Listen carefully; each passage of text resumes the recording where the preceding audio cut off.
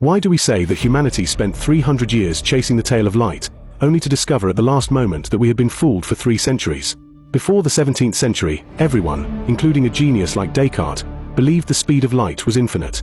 In 1607, Galileo, unconvinced, stood on a mountaintop, holding an oil lamp. He had his assistant do the same on another peak a few kilometers away. He wanted to calculate how long it took for the light to cross the distance the instant he uncovered his lantern. The result? Nothing. Galileo realized with despair that human reaction time was laughably slow compared to light, like a snail. Even worse, for the next 60 years, countless scientists attempted the same, all ending in failure. It wasn't until 1670 that a Danish astronomer, staring at Jupiter's moons, suddenly noticed an anomaly that sent shivers down everyone's spine. The Dane, Ole Rømer, was at the Paris Observatory, observing Io, Jupiter's innermost moon. He used the most advanced pendulum clock of the time to precisely record Io's orbital period. But the bizarre thing happened.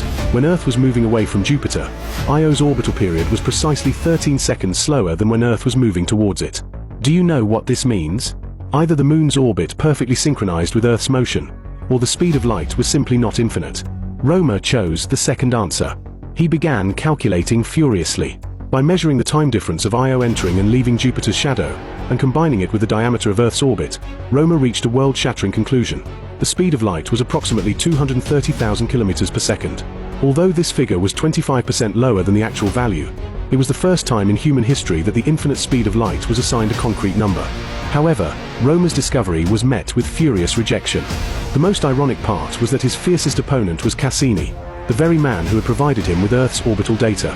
The director of the Paris Observatory had once tried to measure the speed of light using the same method, but after finding no similar phenomenon with Jupiter's other 3 moons, he completely denied the theory of finite light speed. Cassini spent his entire life insisting that the speed of light was infinite, refusing to admit Rømer was right until his death. The debate lasted nearly 50 years until 1728, when the British astronomer James Bradley provided Rømer with the most powerful proof using a completely different method. Bradley's original intention was not to measure the speed of light. He wanted to prove that the Earth indeed revolved around the Sun by observing changes in the stars' positions in the sky. But fate played a joke on him. He didn't find the expected parallax shift, but unexpectedly discovered a much stranger phenomenon. The position of stars shifted within 3 days, and the direction was completely wrong. Bradley was baffled until one day, while sailing on the River Thames, he suddenly noticed the ship's weathercock. When the ship changed direction, the weathercock's pointing position changed with it, but the wind direction itself had not changed. He instantly had an epiphany. The deflection of starlight was precisely because the Earth was moving, and the speed of light was finite.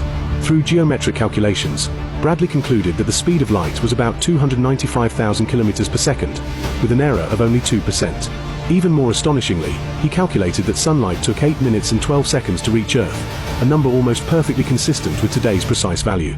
By the 19th century, scientists were no longer satisfied with observing celestial bodies to measure the speed of light.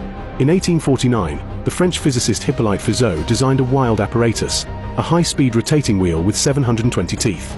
Light passed through the gaps in the wheel, shot to a mirror 8 kilometers away, and reflected back.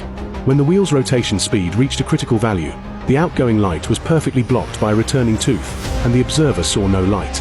Using the wheel's rotation speed, number of teeth, and distance, Fizeau calculated the speed of light to be about 315,000 kilometers per second. Although 5% too high, this was the first time humanity successfully measured the speed of light on the ground using an experimental device. However, during the same period, another French physicist, Léon Foucault, was independently developing a similar experiment.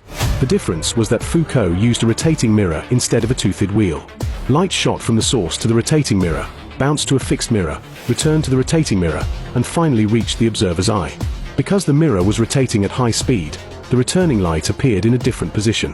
In 1850, Foucault announced his result, 298,000 kilometers per second, closer to the true value than Fizeau's. The competition between these two Frenchmen improved the precision of light speed measurement by an order of magnitude in just 1 year. But the one who truly pushed light speed measurement to the extreme was an American physicist named Albert Michelson. This man's obsession with the speed of light reached the point of fanaticism. Starting in 1869, when he was a naval officer, he pondered how to improve Foucault's rotating mirror apparatus. In 1879, he first measured the speed of light at 299,910 kilometers per second, with an error within 50,000 meters per second. But Michelson was not satisfied.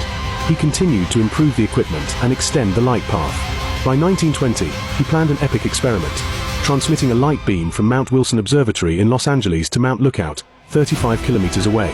After 2 years of precise measurement, he obtained a value of 299,796 kilometers per second, with an error of only 4 kilometers per second. Still, Michelson was not satisfied. The 1925 Santa Barbara earthquake damaged his baseline, and the smog and wildfires in Los Angeles interfered with his measurements. So, in 1929, this crazy old man and his team built a device that was a marvel of human engineering. A vacuum tube 1.6 kilometers long and 1 meter in diameter. The entire tube was pumped into a near-perfect vacuum and lined with a series of mirrors, allowing light to reflect back and forth inside the tube more than 10 times, with an actual light path exceeding 16 kilometers. Michelson planned to conduct 233 measurements to obtain the most accurate speed of light value in history. But fate intervened again. In 1931, he passed away after completing only 36 measurements. His assistants continued the remaining work, publishing the final result in 1935. 299,774 kilometers per second, with an error of 11,000 meters per second. From the 19th to the 20th century, humanity used all sorts of crazy methods to increase the precision of the speed of light from the millionth place to the thousandth place. After 1950, scientists began using the more advanced cavity array method, and the precision soared again. By the 1970s, the speed of light had been measured to several decimal places. However, at this moment, the scientific community made a decision that shocked everyone. In 1983, the General Conference on Weights and Measures announced that the speed of light was no longer a physical quantity to be measured, but was defined directly as exactly 299,792,458 meters per second, becoming a precise constant. From then on, the definition of the meter became the distance light travels in a vacuum in 1,299,792 for 58 of a second. What does this mean? It means that the speed of light, which humanity chased for 300 years, is ultimately no longer the object of measurement but has become the standard for defining other physical quantities. All subsequent measurements of the speed of light are, in reality, further refining the definition of the meter. This is why we say that humanity spent 300 years chasing the tail of light, only to discover we had been fooled. Because the moment you turn the prey into a yardstick, the prey escapes forever.